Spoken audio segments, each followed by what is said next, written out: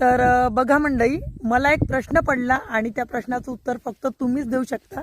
तर तुम्ही सांगा, माझं म्हणणं बरोबर आहे की त्या बायांचं.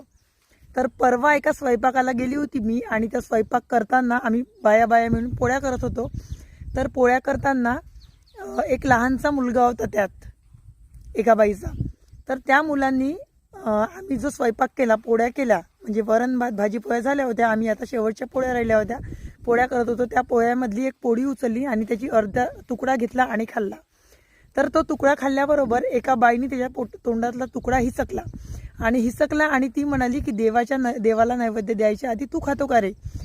आधी देवाला खाऊ दे, नंतर तू खा. चांगल्या साध्यापणानेच म्हणाली ती.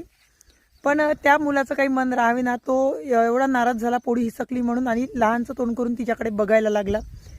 तेव्हा माझ्या मनात असं आलं की त्या बायांना सगळ्यांना म्हणावं की अगं, ते सुद्धा एक देवाचंच रूप आहे. देवाला नैवेद्य नाही दिलं म्हणून काय झालं? ते सुद्धा एक देवाचंच रूप आहे, तर त्याला खाऊ दे.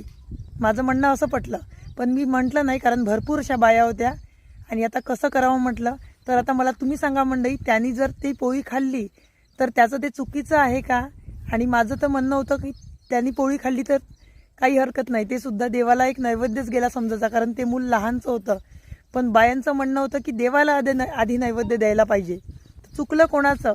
बायांचं बरोबर होतं की माझं बरोबर होतं? ते कमेंट नक्की करा.